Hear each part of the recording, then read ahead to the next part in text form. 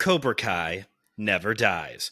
Welcome to my dojo. This is KungFuPizzaPrty, and I'm your host, Brandon Knight. And today we are continuing our journey to Karate Kid Legends with our review of the Karate Kid Part 3, the finale to the original trilogy of Karate Kid films. And joining me here today for this review, making his debut here in the dojo, he's from Systematic Geekology, one of the priests of the geeks over there, TJ Blackwell. Tejas, welcome to the show. Thank you. It's nice to be here. It is an honor and a privilege to have someone that Joshua Knoll constantly puts over as the greatest thing to ever happen to podcasting to be here in the dojo with me.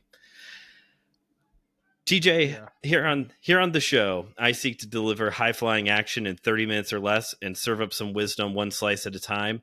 Do you feel up to the challenge? I think I can get that done. You know what? You are, of all the guests, you're the one I've had the most confidence in to hit that goal. Will, not so much. But you, I do have that confidence that we can hit those marks here today. Speaking of Pastor Will, he was on the last review talking about the Karate Kid Part 2. And at the end of the review, he mentioned that after that movie, it's all downhill after that. So we all know what is coming up with the next Karate Kid and then Jackie Chan's Karate Kid. But TJ, do you think that starting here with the Karate Kid Part 3, is it all downhill? Are we starting the downward spiral here? I do think this starts the downward spiral. I don't think it's just like a normal spiral, though. I do think the Jackie Chan Karate Kid is better than this one. Okay. It's been a while since I think I've only seen the Jackie Chan one once. Obviously, I'm going to have to watch it again here pretty soon. I actually enjoyed the next Karate Kid. That review is next week with Christian Ashley, so I'll hold all my thoughts on that for that review. But yeah, to me, the first two movies are so good that it really is a very high bar to try and get to those two movies anyway. This one does not. It has its moments. This is kind of like, what's the one Star Wars that everybody loves to hate? The Last Jedi. It's kind of like The Last Jedi, where like there's some things here that work, and then there's things but like the execution is just really bad all throughout. Yeah. I don't think it would have been possible for them to match Karate Kid 1 and 2 here. It would have been really difficult if possible, but there's something here. Karate Kid 3 is like, to me, this is sort of what I think of when I think of an 80s action movie. It's not good, but it can be fun to watch, and there is a lot there for, I wouldn't say everybody, but for the Karate Kid franchise enjoyer, there's a lot there. They introduced a new villain that a lot of people did not like, which is fair. They kind of up the scale of, the villainy in the movie. They go straight for the big bucks, like, yep, rich, super evil, for no real reason.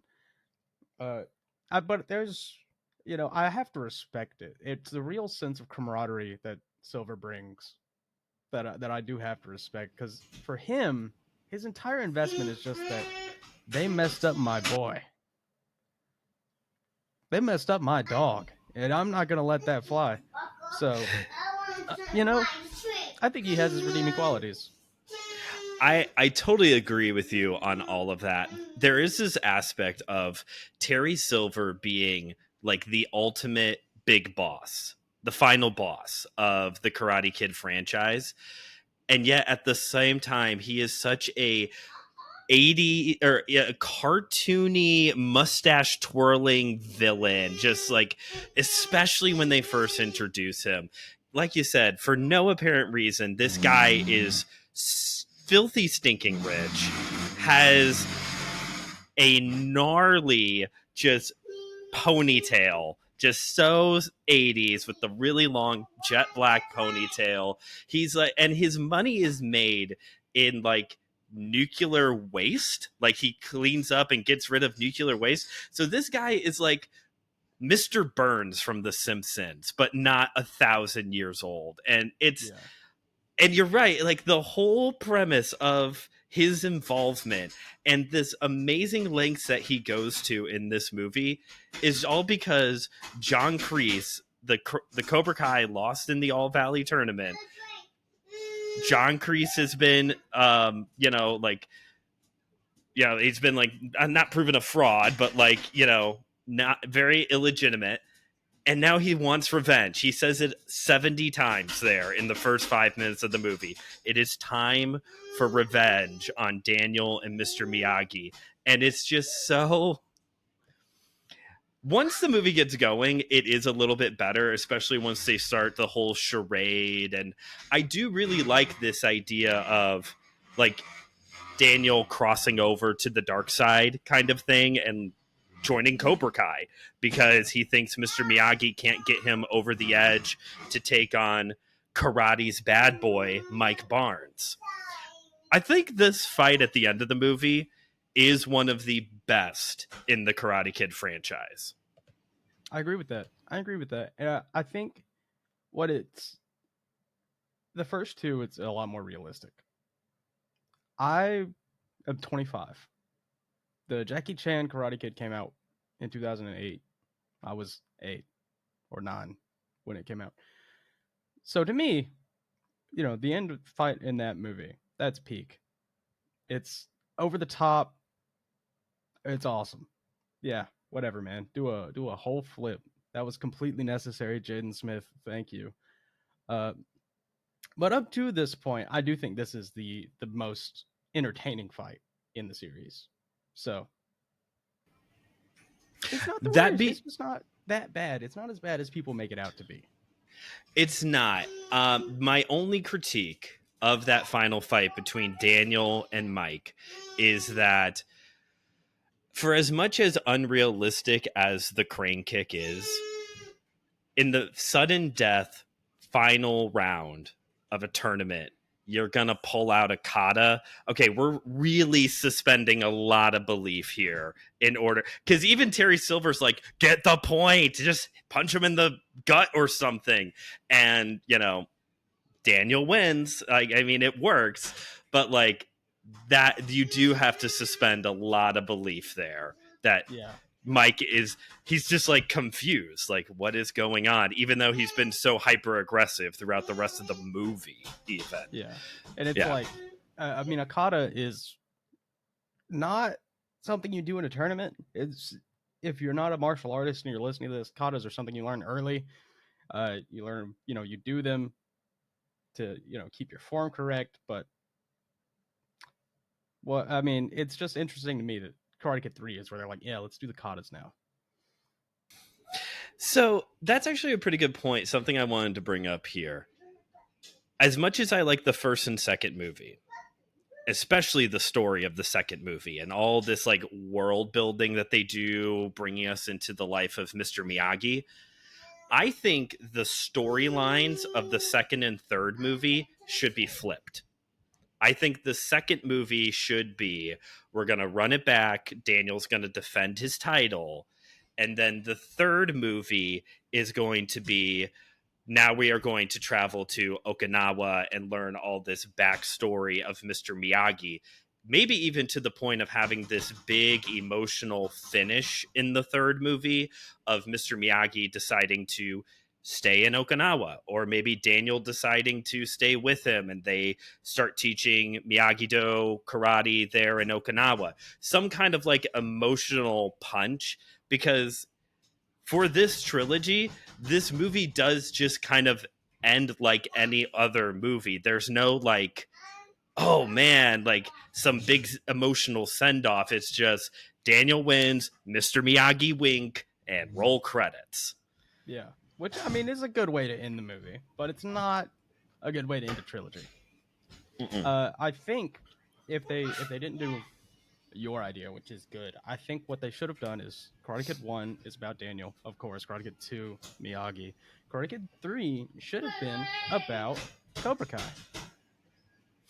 Okay, so still kind of in a little bit of what's going on here, but maybe you get to find out what's been going on with Johnny Lawrence this whole time or something. Yeah, it should have been about Johnny Lawrence or Kreese. But it would have made more sense to have, our antagonist be the focus of the third movie, since we did both protagonists in order. To me, that makes the most sense. I think it would have been a better product than Karate Kid 3, but it didn't happen. And eventually we got Cobra Kai, the show, which Right. I think gives a lot more credit to Karate Kid 3. Yes, because But- I know that Silver does become like one of the main focus antagonists of that series. So it's funny because at different points throughout this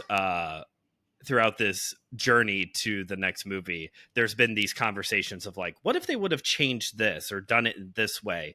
No matter what you change in the movies, Cobra Kai is drastically affected by it. Like it is, it might even cease to exist in some cases. Yeah, and like here, Karate Kid 3, we don't find out until Cobra Kai that the Cobra Kai dojo got banned from all events forever because of Karate Kid 3. Which adds a little bit of closure to the movie, at least. A little bit. It does add a little bit of closure.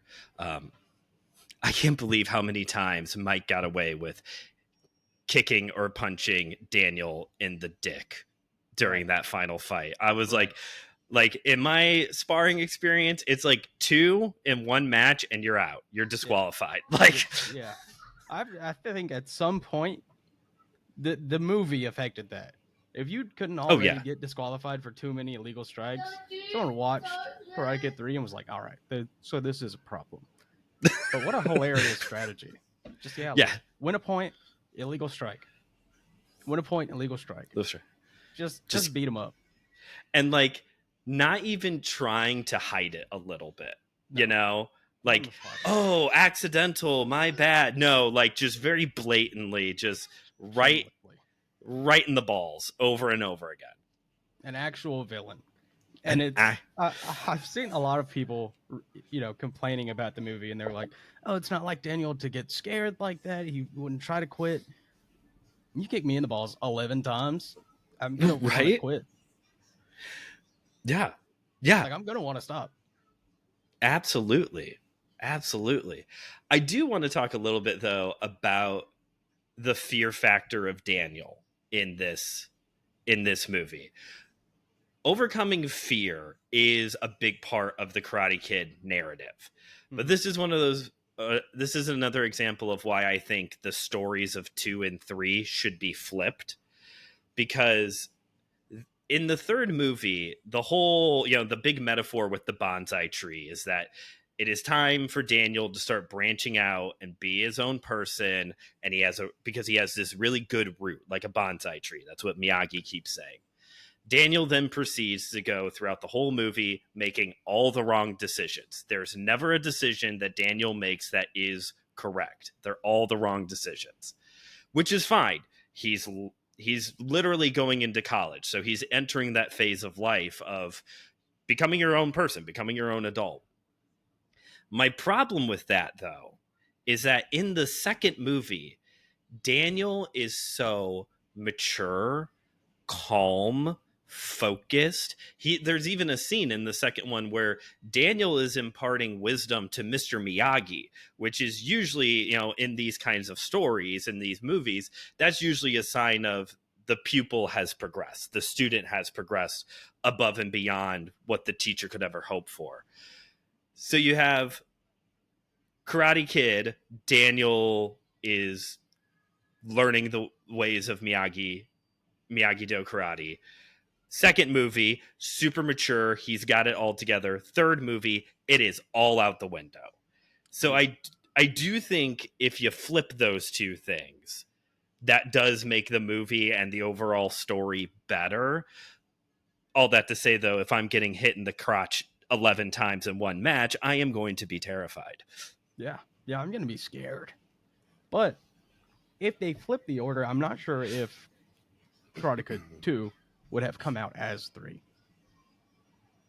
What do you mean by that? I don't think Karate Kid 3 would have performed well enough to make it to 3. Gotcha. If the third movie was the story of the second movie, we may never have gotten to Daniel and Miyagi going to Okinawa. Gotcha. Yeah. Okay. Yeah. That's fair. Because it took a while for... When did Karate Kid 4 come out? The next Karate Kid came out in 94. So this movie came out in 89. So it was another, what is that, 5-6 years before you get to the next Karate Kid? I mean, they probably could have still gotten through it. And then they might not have had to make Karate Kid 4. True. And we're still trying to figure out the Jackie Chan Karate Kid. But don't worry, the new movie is going to fix it. The new movie is going to fix everything. We promise. Or we hope, at least. I just... See, my personal favorite Karate Kid movie is Balls of Fury. That's a different conversation. But I definitely think this one gets overhated. And if it's been a while since you've watched it, you should. Like TJ said back at the beginning of this, if you're just looking for that like very standard 80s action movie, this one is the one that really checks a lot of those boxes. The other two are very much that 80s teen coming of age film. You don't really have that here. He has a very platonic relationship with a girl because they wrote off Kimiko in the first 5 minutes, like how they wrote off Ali in the first 5 minutes. So if you are just looking for like that good old fashioned 80s action flick, this movie is definitely more for that. And there's some pretty good action all throughout. Terry Silver, yeah, he's over the top, but like in the real world, he's probably like the most well-trained martial artist. Him and John Kreese, of all people, the two bad guys are the ones in the real world who are like the two most well-trained martial artists of the main characters. And it definitely shows. It's also very obvious that it's not karate that Terry Silver is doing. That is Taekwondo 100%. Yeah. But man, he does put hands on people. He does. The fight between him, Kreese, and Mr. Miyagi at the Cobra Kai dojo, that is also a pretty good fight. That is, it's nice that in every one of these movies we get a little blip of Mr. Miyagi beating up teenagers and beating up grown adults who deserve it. They always deserve it. Yeah, it's pretty awesome. Those moments are the only moments to me where Karate Kid really feels like a kung fu movie. You know? Yeah. Because it is, but it's not anything crazy. Like, it's not a Bruce Lee film. It's not... You're going to see some real crazy martial arts and real battles here. But they're so good. They're so much better, like, content-wise than most of those other movies. It's very grounded. It's very real world. Again, in the tournament stuff, you have the crane kick and the kata. Those aside, like the street fight scene in the first Karate Kid movie when Mr. Miyagi's beating up the Cobra Kai kids all in their Halloween costumes, everything. And then here in this one, same kind of thing. Like, it's very grounded as opposed to like a Jet Li movie that's going to have wire work and giant spear swords waving around and all that. And I think you can appreciate and enjoy both, personally for me, like wire work isn't my favorite, but every once in a while, like, yeah, I want a Jet Li flying across the room with the sword. Like, you like Jet Li, awesome. Right? That's like your guy, isn't it? Jet Li. Yeah, it's awesome. Like I'm a big wire work fan. I think it's fun. We'll have to have you back. TJ and I was on an episode of Systematic Geekology, and TJ brought up that his Your all-time favorite, or one of your all-time favorite It's definitely uh, up there. kung fu movies is the very controversial Forbidden Kingdom with Jackie Chan and Jet Li. So we'll have to have you back here pretty soon to talk about that one, because it's fun. It's been a while since I've seen it, but it's a fun one. And I just remember all the hype about Jackie Chan and Jet Li finally being in a movie together. And that's just gold right there, you know? It is, and it was. And a lot of people don't agree. A lot of people don't agree. I like how this line I opened the show with is so prophetic.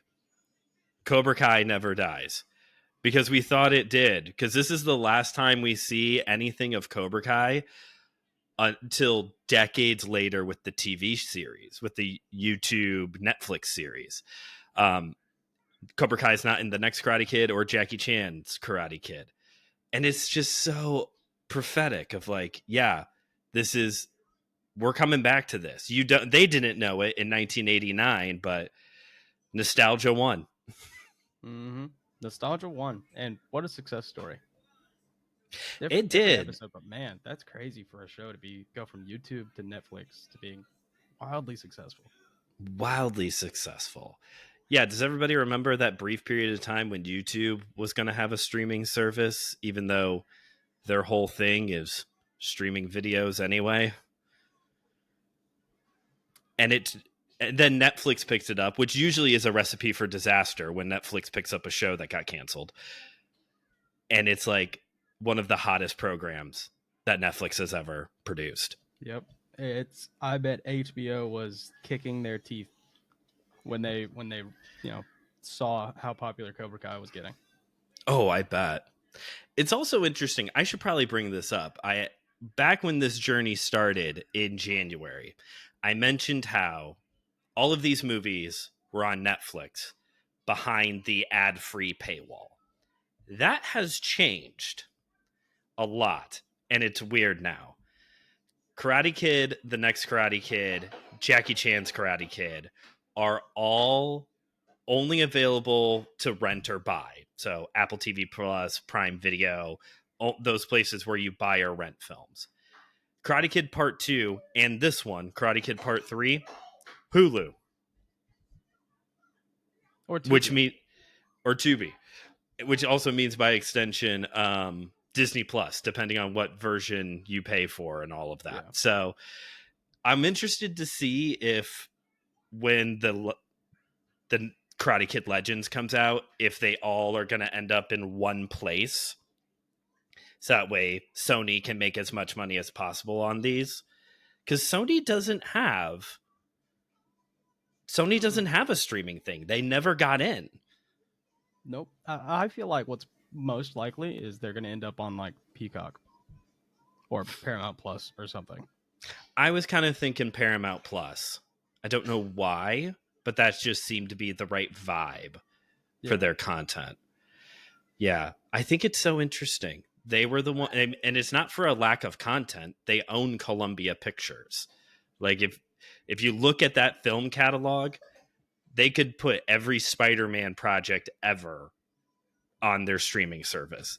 Yeah, Sony just hates money, I think. I mean, nobody watched Kraven the Hunter, so maybe they do. Maybe they do just hate making money. So they hate it. They hate it so much because they could just be if supply issues mess up their consoles, and to them, which I get it. If I owned a business, it would probably be more like Sony than something else. I wouldn't be trying to get into everything and sure, make a quadrillion dollars. They're Sony. They make enough money. Right. So I do get it. Yeah. It's just weird to see. They hate money, and yet they're like bad capitalists. They're good at making money as it is, but they're like also happy.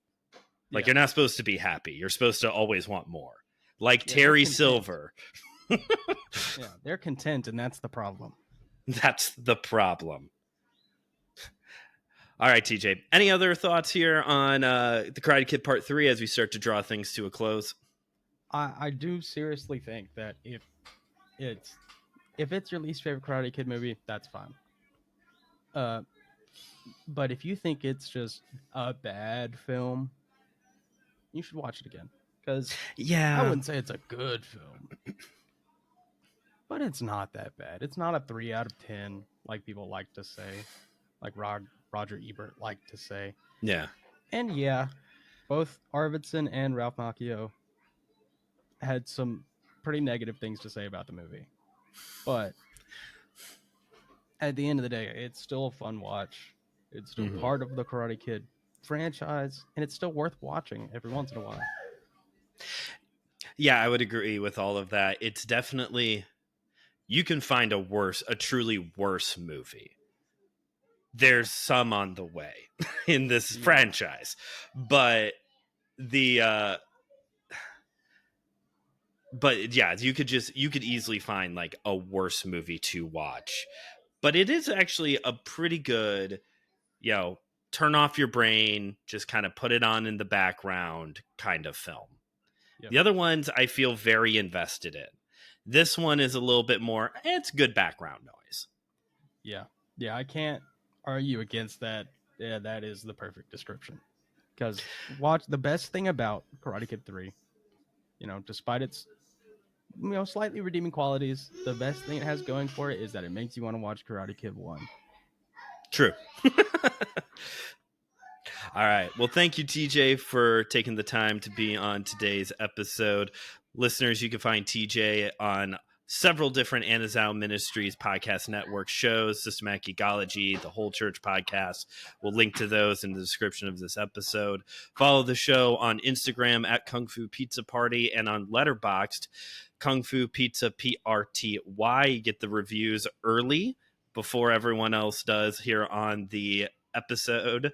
And check out the YouTube channel, Studio 219, a place for faith and pop culture. Checks to the time. This has been Kung Fu Pizza Party, where we have delivered high-flying action in 30 minutes or less. He is the man, and served up some wisdom one slice at a time. See y'all next time.